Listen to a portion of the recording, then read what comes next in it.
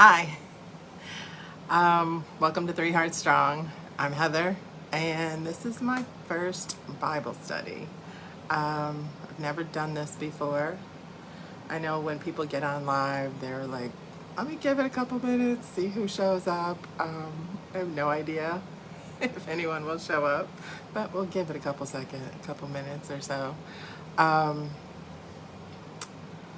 I chose Gideon to study for my first one because I relate to him right now.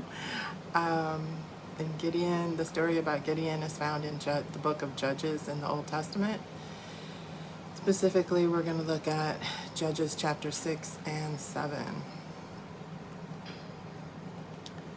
I'm going to see if I can share this with my other page. This is all new. I've never done the live thing.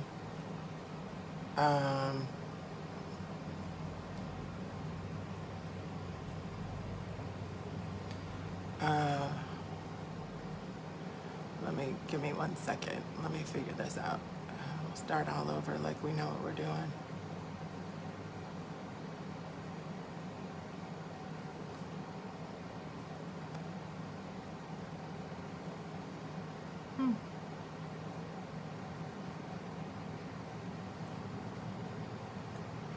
Maybe I'll figure that out for next week. Let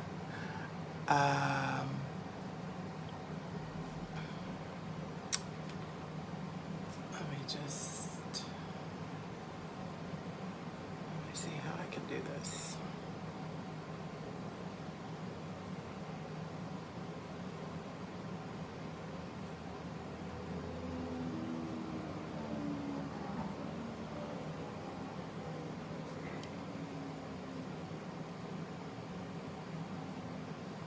Share it from the other end. Let me share this.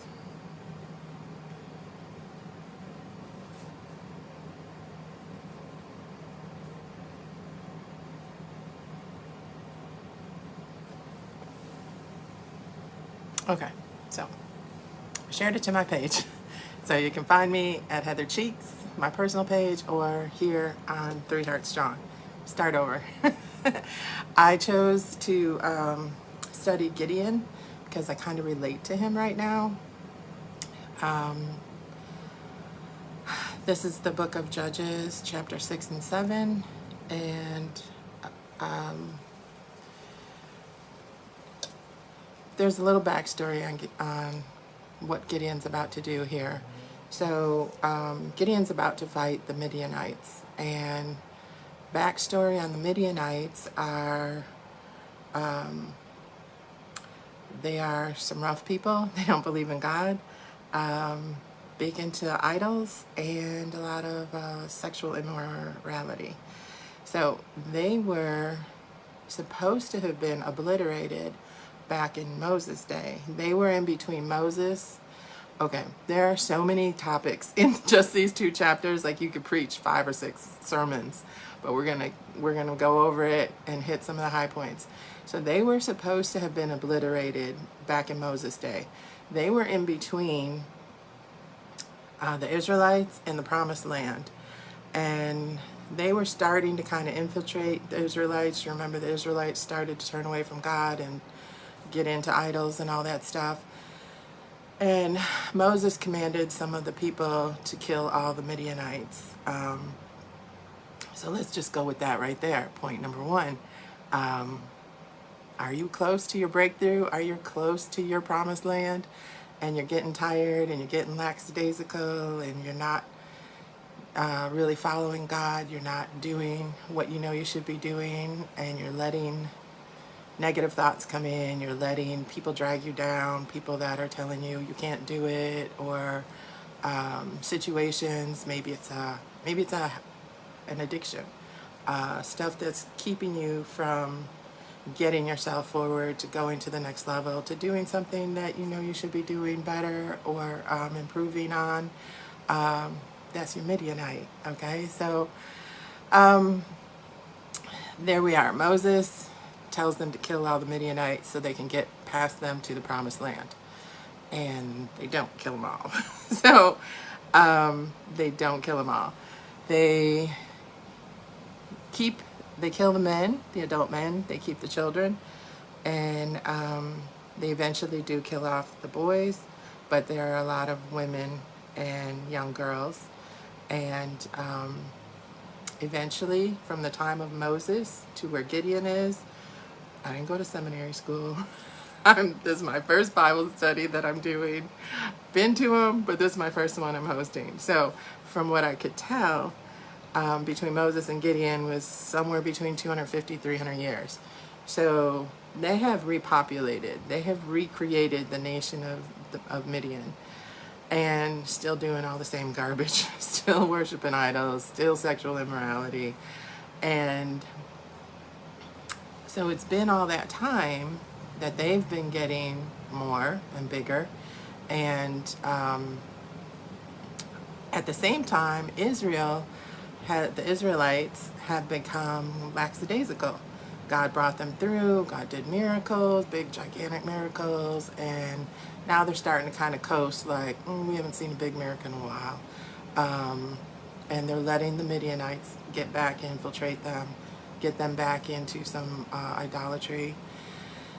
And that's where Gideon starts. That's where Judges chapter 6 kind of starts out. But I think that can be us too, right? I mean, I'm speaking for myself anyways.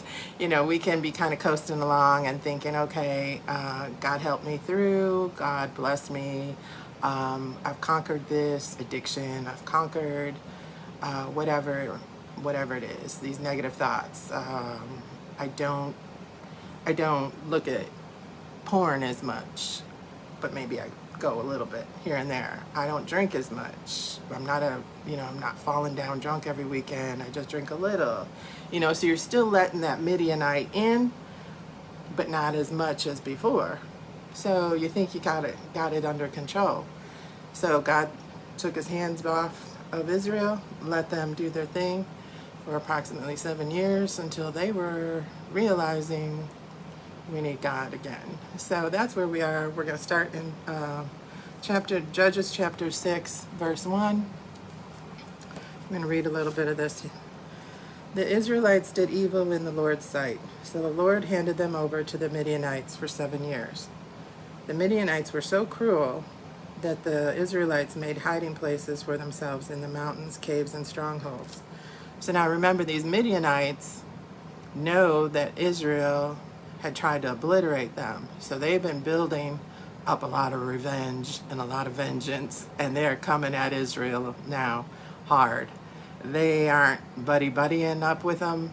They are coming in hard, and the second round of them coming is more intense. And I think that can happen to us as well. When you think you have something under control and you think you're handling it, and you kind of don't look to God as much as you were, it's going to pop up a little bit harder the next time. So they are kind of every man for themselves now. The Israelites are spread out. They're hiding because as soon as the Midianites find out they have anything, they have wheat fields or they have animals, they come in and take it.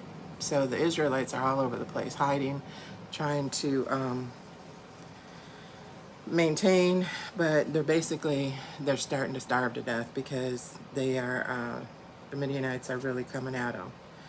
So verse 3, whenever the Israelites plant their crops, the marauders from the Midian and the people east would attack Israel, camping in the land and destroying the crops as far as Gaza.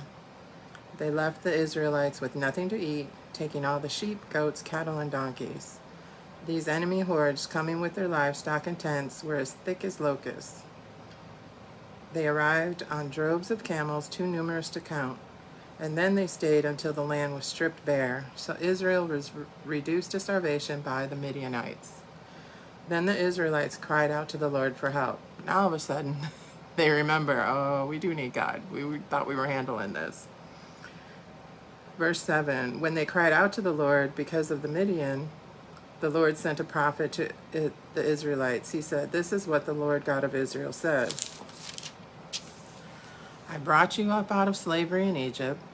I rescued you from the Egyptians and from all those who oppressed you. I drove out your enemies and gave you their land. I told you, I am the Lord your God. You must not worship the gods of the Amorites, in whose land you now live. But you have not listened to me. Kind of sounds like a father. Somebody who has given you advice and taken care of you and gave you whatever you needed, and you still weren't appreciative.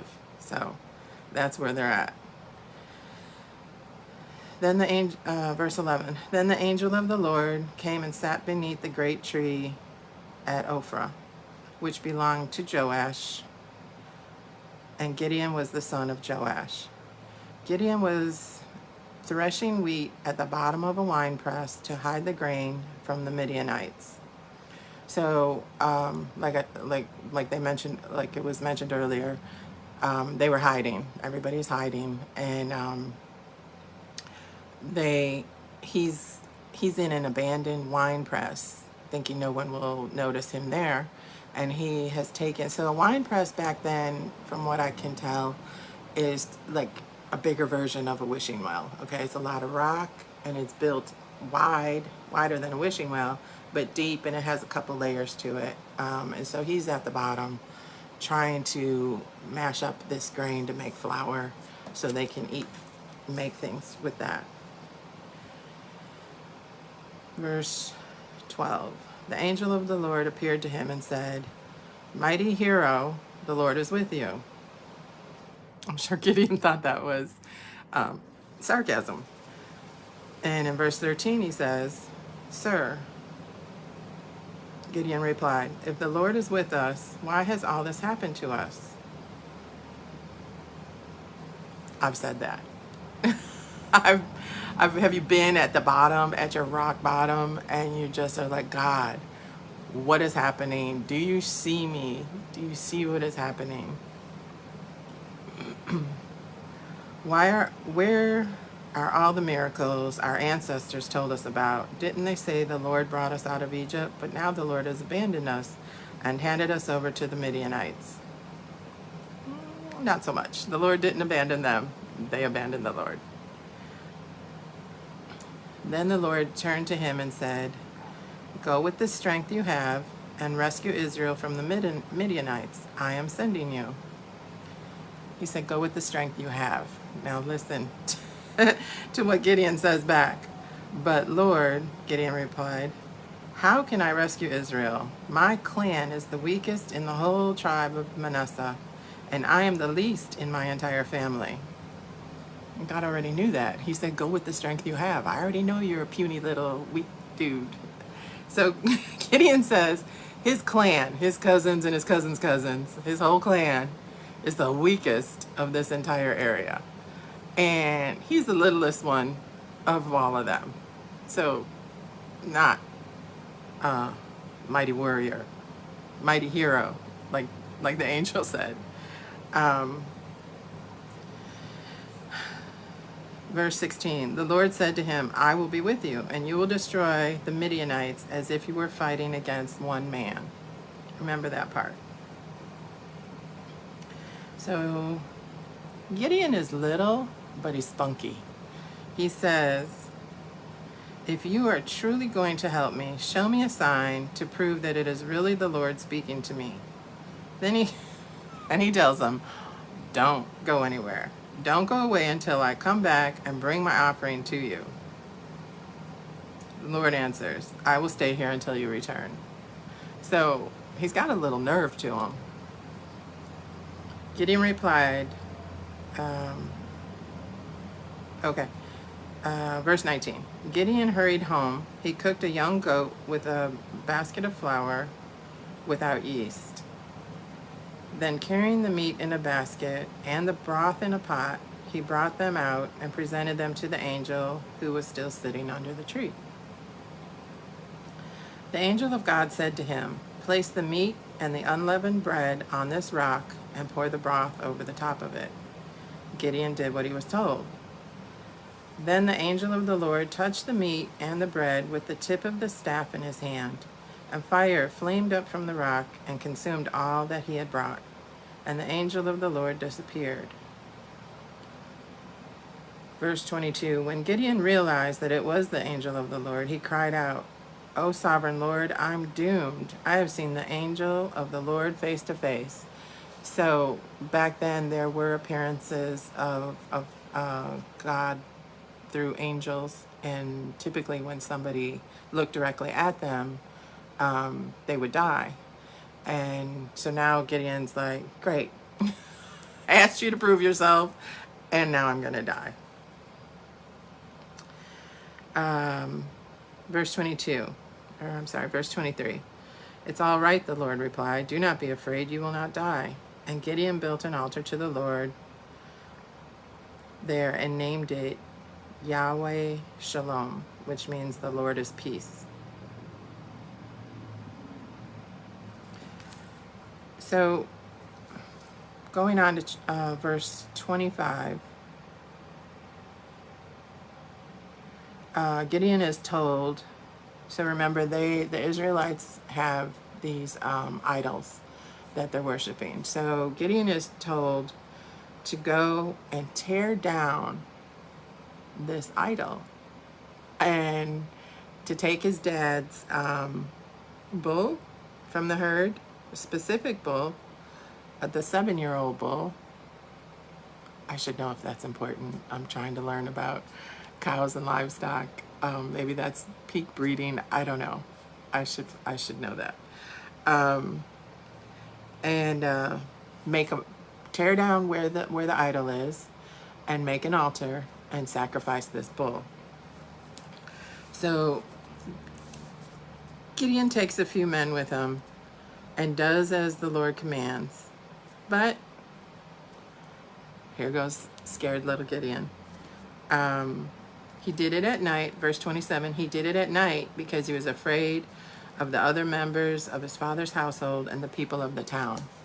So I don't know if you're if you're like me and Gideon here, but I've known I was supposed to be more bold with my faith in God for the last couple of years, and I was scared. So I would do little stuff, just like Gideon decided, okay, I'm going to do that, but I'm going to do it at night when nobody sees me. So I would do little stuff like, oh, I'm just going to post a verse and make a couple comments and post it on Facebook.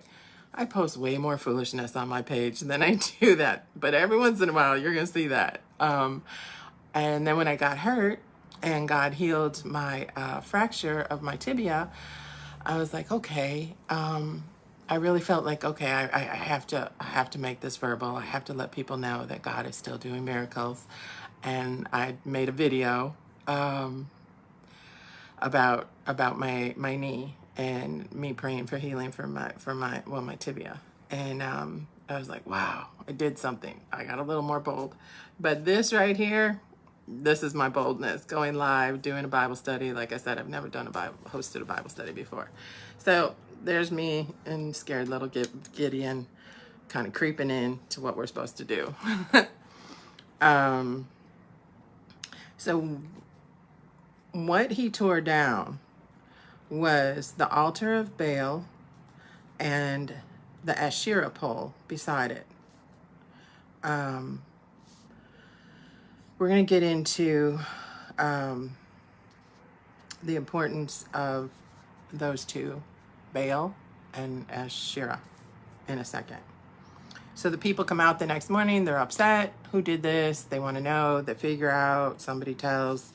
It was Gideon. They go to his father, Joash, and say, bring him out. You know where he is. We need to kill him.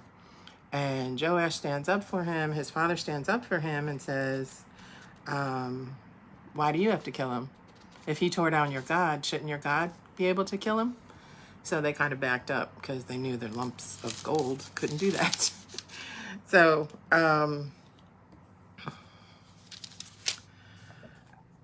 we go into the next section where Gideon is still trying to figure out if he's supposed to, how he's gonna rescue the Israelites from the Midianites. So he decides he needs a big army, right? So he blows the ram's horn and they gather and they start, getting together about, yeah, let's all form together. We're gonna form an army and we're gonna go and get rid of these Midianites once and for all. Okay, so he gets he gets all these people together, and then he gets scared again. So he goes back in verse 36. He said, "Then Gideon says to God, if you're truly going to use me to rescue Israel as you promised, prove it to me in this way." I told you he's got a little spunk. Now he's asking for a sign, and he's telling God what sign he wants. "I will put wool fleece on the threshing floor tonight. If the fleece is wet with dew in the morning, but the ground is dry, then I will know that you are going to help me rescue Israel as you promised." Verse 38, and that is just what happened. When Gideon got up the next morning, he squeezed the fleece, wrung out a whole bowl full of water. There's your sign.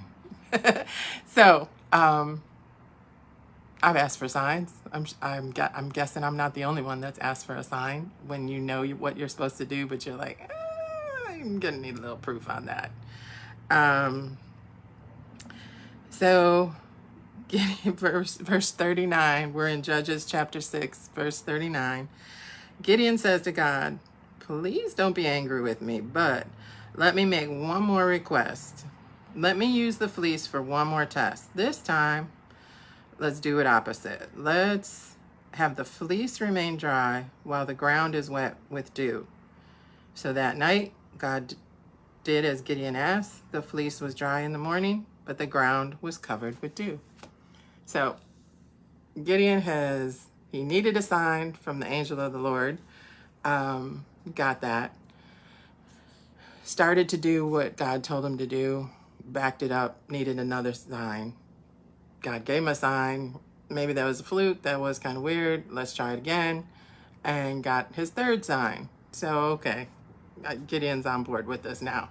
Now, to go back to Baal, the altar of Baal, the god that they invented of Baal was the god of fertility, but also the god of weather, specifically rain and dew. So it's interesting that that Gideon asked for a sign involving dew, which was the false god that he killed was in charge of dew. So now he knows, okay, this is really God. He's really able to handle and manipulate the dew, which the other god obviously couldn't. And the pole of Asherah was the female god of fertility. That was what he also tore down. Got this going on with my glasses. Okay, so Gideon's on board now. So he's got this whole big army, right? All these people are like, yes, we want to get back at the Midianites. So he's got this huge army. And God says, now we're into chapter 7 and verse 2. The Lord said to Gideon, "You have way too many warriors with you. If I let all of them fight the Midianites, the Israelites will boast to me about how they saved save themselves with their own strength." I think we've probably encountered that, right? Where you think okay, I got this handled, and we forget that God was the one empowering us to do that. So God wants this to be real obvious. So Gideon now has all this huge army, and God tells him, we're going to scale it back, and this is what you're going to do. First, you're going to go out to them and ask, is anybody scared? 22,000 said they were scared. And Gideon told them to leave. Now, in kind of trying to relate this in like everyday life, you don't need a big circle of people around you, right? Because they're not all there really, truly. They're not there for you. And the ones that are scared, you definitely don't want them to go to war with you, because they're going to jet as soon as they get in, because they're scared. They're going to panic, right? And they're just going to get out. So you want to eliminate the people that are just kind of tagging around the edges and aren't really on your level. They aren't motivating you. They aren't there for you. They're not going to ride or die with you, okay? Those have to go right off the bat. There's no point in that. So then let's read this part. The next part where chapter 7, verse 4. But the Lord told Gideon, there are still too many. Bring them down to the spring, and I will test them to determine who will go with you and who will not. So when Gideon took his warriors down to the water, the Lord told him, divide the men into 2 groups. In one group, put all of those who cup the water in their hands and lap it up with their tongues like dogs. In the other group, put all those who kneel down and drink with their mouths in the stream. So, got all these people down at the spring, and some are thirsty. They just go down, stick their head in the water, and they're just drinking the water straight down. They're down. Their heads are down. They can't see what's going on around them. You don't want someone fighting with you who can't see what's coming. They don't have your back, because they're focused on them and what their needs are and what they want. Get rid of that circle of people too, because they might be with you and you think they're good with you, but they're just in your circle to get what they can get from you, and not in exchange of helping you. They're tagging on to your apron strings to see, kind of ride your wave and catch your blessing, So you want those people that it came down to only 300 men that actually scooped the water up and drank it while they could still look around and make sure everything was good. Those are the people you want. The people that can be with you. You can call late at night when you need to vent or cry or talk about something. You got a bad medical report. Who's that person? Who's that person you're going to call? Because they have your back. They're paying attention. They're encouraging you. They're there when you need them to lift you up. And there's an exchange between you of taking care. So he's got 300 men now. He started out with 3,200 warriors. He's down to 300.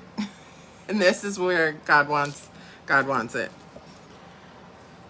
So chapter 7, verse 7.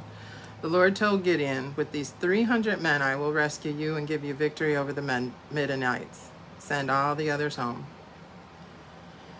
So Gideon did. He took the 300 and he gave them each.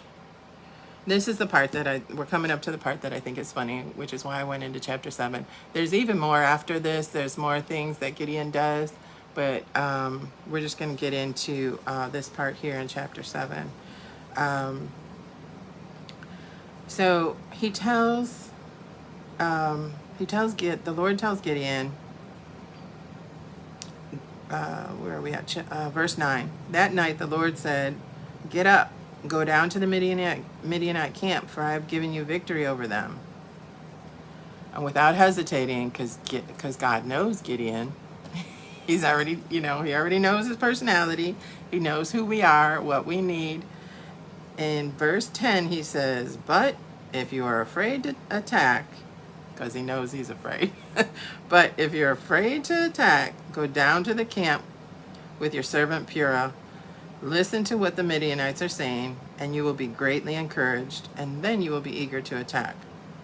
So it goes on to say how Gideon and his guy Purah go down, and they in the dark, and they overhear some of the Midianites talking, and they are talking about Gideon is going to kill us all. Gideon has this big, because word got out, that he was gathering up all these warriors. So word gets out, and so Midianites know what's about to happen. So they're like, Gideon's going to kill us all. He's gathered this huge army. What they don't know is that the army has only gone down to 300 men. They don't know that part yet. So I don't know. I kind of saw this as, especially in the social media world, right? You've got your haters, you've got your lurkers, the people that just kind of hang around and they're looking at what you're doing. Maybe even in person, some people come up and shoot the breeze with you because they're just trying to dig, trying to find out what you're doing, where you're at. They don't really care. They just, what do they call them? Frenemies, So this is where Gideon, even though he knew all of this, he knew God was behind him. He had multiple signs given to him that this was going to happen. God was going to do what he said. He needed that extra little push from an enemy who already knew how powerful Gideon was. The enemy believed more in Gideon than Gideon believed in Gideon. Okay? So that's what's going on right here. And I just thought it was funny when God said, but if you're afraid to attack, we can do some more verification here. So what ends up happening here, and you can go on to read the rest of this chapter, Gideon gets his 300 men. All they have, no swords or anything.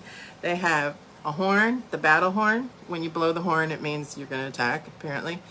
And a clay jar with a torch, a lit torch inside. And it's inside there so you can't see the light because they're going to attack at night. Because Gideon gets all excited. Oh, these people are afraid of me. They know we're coming. He runs back just like God said he would. He was eager to attack. And gives all these 300 men these items. And they surround the Midian campsite where they're all living. And they surround all of that. They spread out, these 300 guys spread out all around. And Gideon had told them, just do what I do. So remember, God had promised him, you will fight the Midianites and kill them as if you're fighting one person. Because you remember, Gideon's the littlest of the little. So Gideon blows the horn, and like dominoes, they all start blowing their horn. Now, it's late at night. The Midianites are asleep. They hear the battle siren, and they're like, and they're fumbling around. And then Gideon breaks his clay pot. Everybody else does. I don't know if it creates an echo or what, but it must sound like, maybe like they're coming in, rushing in, or like armor clanging or something. And then they see the flames, right? They see the flames are all around them. And they haven't had time to light their torches to see what's going on. So they take their swords and they're just swinging. They're killing each other. While Gideon and his 300 are just standing there. So I don't know if Gideon even had to fight one person because they didn't have swords with them. A few of them did run out, got away, and Gideon did. That goes on into chapter 8, where Gideon sends other tribes that are further away to go and get the rest of the Midianites to kill them. So I just found this like super interesting, super relatable, as far as believing in God, having the faith in God to do what he's instructing you, to not forget what he has done for you in the past, and not to get lackadaisical with that, to be aware of who you're around, the people that are really there for you, that will really fight with you and in your faith with God, and to not let that Midianite, whatever that Midianite is for you, whether it's thoughts or addictions or misuse of finances, whatever your Midianite is, kill it dead, and don't let it pop back up when you're just about, um, just when you feel like you're not gonna make it, when you're not gonna get to the over this problem, you're not gonna get through it. Just remember Gideon. Just blow your horn. That's all I can say. Just blow your horn and know that God is still with you and God will handle it for you. Thank you for watching this Bible study. I am going to do this every Thursday, different topics, and I hope that this is encouraging to you and helps you along the way. And follow my page, 3 Hearts Strong, and I will be putting different things on there. If you have something you would like me to pray about, you can either put it in the messages here in the comments, or if you would like to be more private, feel free to send me a direct message and I will check those. Thank you.